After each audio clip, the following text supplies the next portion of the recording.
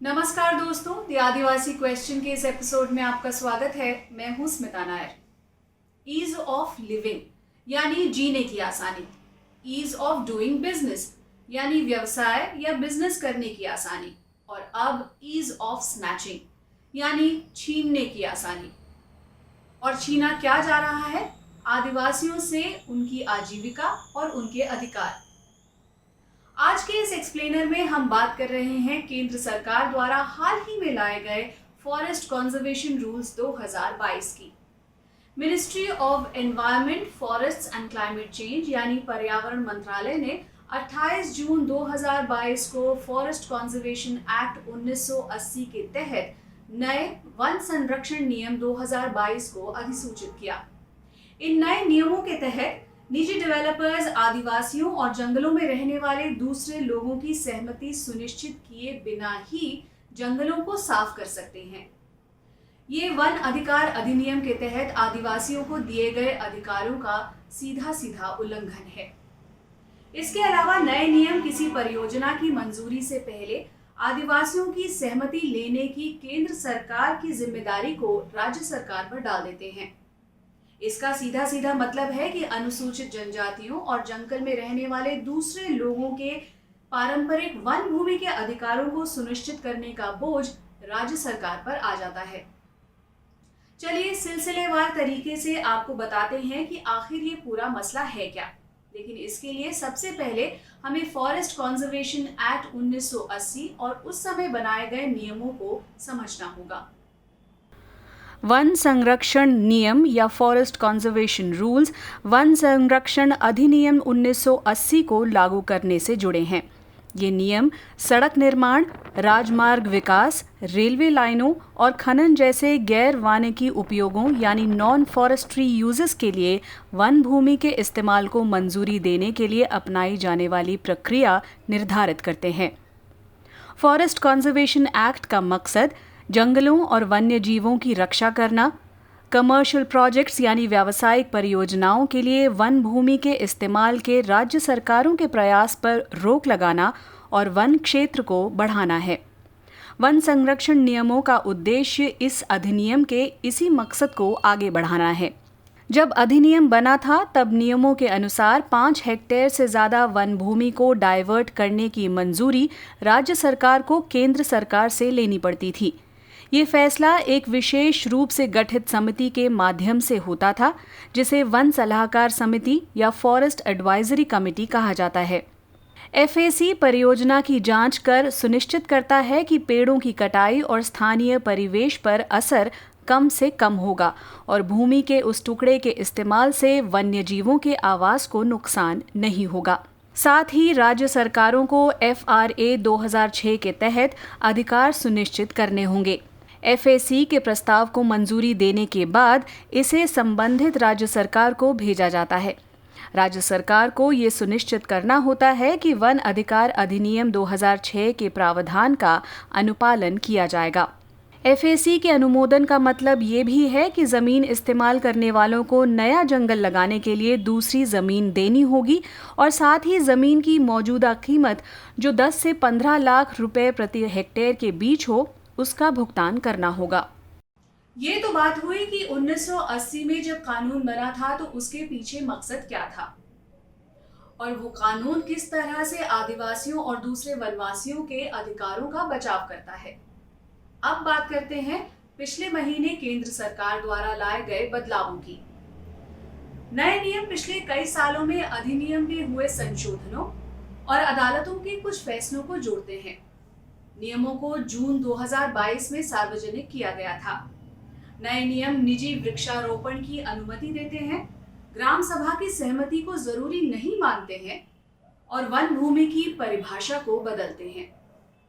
One संरक्षण नियम 2022 निजी पार्टियों के लिए वृक्षारोपण करने और जमीन को उन कंपनियों को बेचने का प्रावधान करते हैं जिन्हें कॉम्पनसेटरी फॉरेस्टेशन के अपने टारगेट पूरे करने हैं।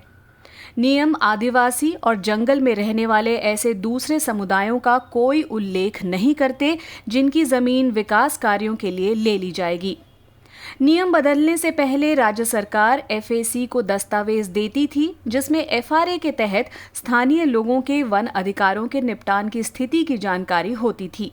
नए नियम ये भी कहते हैं कि FAC द्वारा अप्रूव की गई परियोजना सीधा राज्य के अधिकारियों के पास भेजी जाएगी जो मुआवजे के फंड और जमीन को इकट्ठा करेंगे। इसका मतलब ग्राम सभा या उस इलाके के गांवों के शासी निकाय की सहमति अब जरूरी नहीं है। ये सीधे सीधे जल जंगल जमीन पर आदिवासियों के अधिकार पर वार है।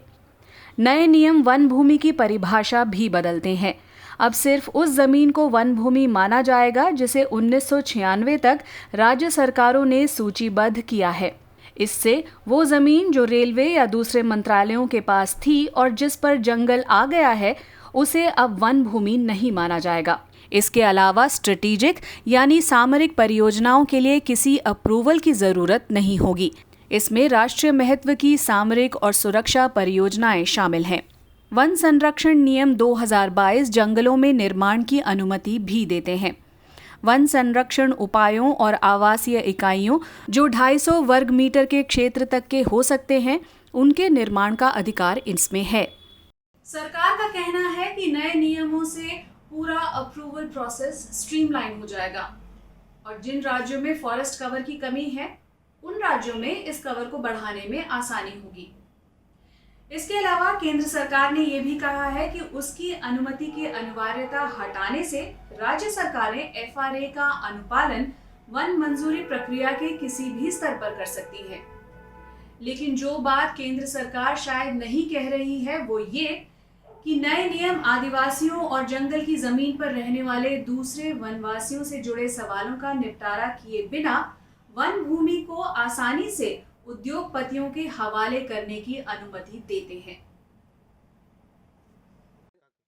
एक बड़ा और महत्वपूर्ण बदलाव ये है कि अब जंगल काटने के लिए आदिवासी समुदायों या फिर जंगल में रहने वाले दूसरे समुदायों से सहमति हासिल करना केंद्र सरकार की जिम्मेदारी नहीं होगी। ये काम अब राज्य सरकार का होगा। पहले नियमों के अनुसार ये एक अनिवार्य काम था जो केंद्र सरकार को करना पड़ता था।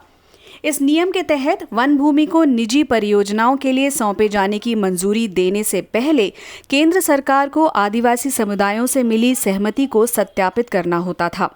लेकिन अब वन भूमि के हैंडओवर को मंजूरी दी जा सकती है और राज्य सरकार के जंगल में रहने वालों की सहमति सुनिश्चित करने से पहले ही केंद्र सरकार निजी डेवलपर से जंगल को हुए नुकसान की भरपाई के लिए भुगतान ले सकती है। ये वन अधिकार अधिनियम 2006 के प्रावधानों से एकदम उलट है। इन नए नियमों के खिलाफ आदिवासियों के साथ विपक्षी पार्टियों ने भी आवाज उठाई है। पूर्व पर्यावरण मंत्री और कांग्रेस पार्टी के वरिष्ठ नेता जयराम रमेश ने कहा कि आदिवासी इलाकों में रहने वाले समुदायों की रोजी रोटी और जीविका की कीमत पर राज्य सरकारों पर जंगल की जमीन को डाइवर्ट करने का केंद्र सरकार का दबाव अब ज्यादा होगा। जयराम रमेश ने एक पेज के अपने नोट में लिखा है कि वन संरक्षण अधिनियम 1980 को वन अधिकार अधिनियम 2006 के अनुरूप लागू करना सुनिश्चित करने का दायित्व संसद ने केंद्र सरकार को सौंपा था, लेकिन सरकार ने उस दायित्व को तिलांजलि दे दी है। CPM की पोलित ब्यूरो सदस्य बृंदा करात ने पर्यावरण मंत्री भूपेंद्र यादव को एक पत्र लिखकर कहा कि नए नियम वन संरक्षण के लिए कम और कॉरपोरेट के लिए सस्ती जमीन फटाफट उपलब्ध कराने के लिए ज्यादा नजर आते हैं। वो कहती हैं कि वन संरक्षण के नए नियम आदिवासी अधिकारों पर बड़ा हमला है और जंगल, आरक्षित जंगल और डीम्ड जंगल की परिभाषा को कमजोर करते हैं। विपक्ष के सवालों और आरोपों का जवाब देते हुए केंद्र सरकार ने कहा है कि नए नियमों को लाने के पीछे मंशा सुधार करने की है। पर्यावरण मंत्री भूपेंद्र यादव ने जयराम रमेश के आरोपों का जवाब देते हुए लिखा है, आप जबरदस्ती एक समस्या खड़ी करने की कोशिश कर रहे हैं, जबकि समस्या कोई है ही नहीं। वन अधिकार कानून को कमजोर नहीं किया गया है। ये स्पष्ट उल्लेखित है कि राज्य सरकार जंगल की जमीन को परियोजना के लिए देने से पहले वन अधिकार कानून 2006 के सभी प्रावधानों का पालन सुनिश्चित करेगी। भूपेंद्र यादव ने यह भी कहा है कि नए नियम वन अधिकार अधिनियम 2006 को बिल्कुल भी कमजोर नहीं करते हैं, बल्कि वो ये सुनिश्चित करते हैं कि राज्य सरकारें जंगल की जमीन को किसी भी परियोजना के लिए देने से पहले उस पर रहने वाले आदिवासियों के अधिकार सुनिश्चित करें।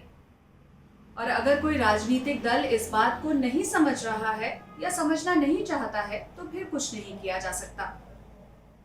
अगर पर्यावरण मंत्री भूपेंद्र यादव को सही में ये लगता है कि इन नियमों से कुछ भी नहीं बदला है तो फिर उन्हें इस बात से भी परेशानी नहीं होनी चाहिए कि संसद की स्थायी समिति को ये नियम विचार के लिए भेज दिए जाएं। अगर वो इस बात से इनकार करते हैं तो फिर ये संदेह तो जरूर होगा कि दाल में कुछ काला है। हम ये भी उम्मीद करेंगे कि विपक्ष आदिवासियों से जुड़े इस अहम मसले को संसद में पूरा दम लगाकर उठाएगा।